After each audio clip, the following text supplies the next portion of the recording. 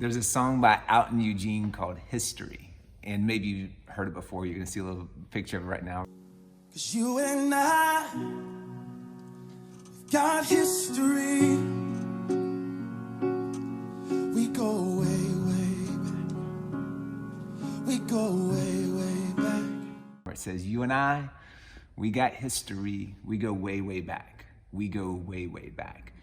And the heart of that song is, whatever your circumstances are in that moment, you feel like God is distant. But because you and him have history, you can say, no, this is his character in my circumstance. Regardless of my circumstance, I know his character to come through. Because that's what we got to bank on when we're talking about the promises of God. Even we're preaching through the book of James in Greenhouse right now. And this past weekend, we talked about wisdom. And if any of you lack wisdom, you're a fool, you stupid. You need wisdom, right? How are you going to get it? Ask God, who gives generous, who is a generous God. See, maybe your circumstances right now feels like lack, but you know the character of God.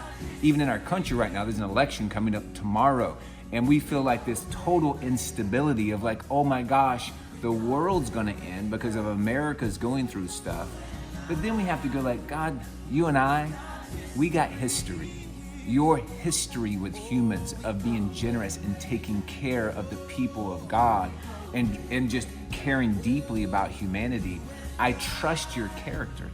I told a story in preaching in South Florida this weekend of Pastor Matt, who's one of our greenhouse pastors. We've been buddies for like 12 years in ministry, grinding together in the trenches. I love that man. I know that man's character. He's the real deal. I'd take a bullet for him. He'd take a bullet for me and my family. Amazing dude. We're on the way to a meeting that I'm leading, and he skips it. And I'm sitting in that meeting, and I'm like, man, Matt skipped my meeting. I saw him right before I walked into the meeting, and he just skipped my meeting. And just like a lot of us right now, we're building narratives about other people, or we're building narratives about God, or we're building narratives about someone because of the post they put. And in that moment, I was building a narrative about Pastor Matt and why he skipped my meeting. I was like, well, maybe it's because this email exchange or this text or you fill in the blank. And I said, boom, took captive of that thought. Just like it says in 2 Corinthians chapter 10, I took captive that thought. I said, no. Matt and I have history. I know Matt's character. And if Matt's not here right now, it's because he got caught up in the third heaven, because Matt wouldn't jab me. He wouldn't do that to me. And I took it captive, forgot about it. An hour later, I see Matt. I'm walking by his office. And Matt says, Robbie. And I said, what? And he's like, dude, I changed calendars on my phone. I totally forgot about the meeting. I'm so sorry. And I looked at him and I said, oh, I didn't even think twice about it, right? But thankfully, I had history.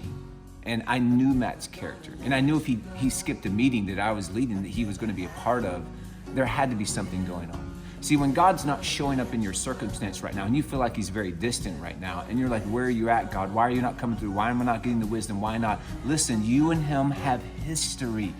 Bank on his character, on his promises that God, you said it, and I believe it, and I'm banking on it. I pray that's your perspective, that even that song brings you comfort and belief in the character and the trust that we can have in our God. Bless you guys this week.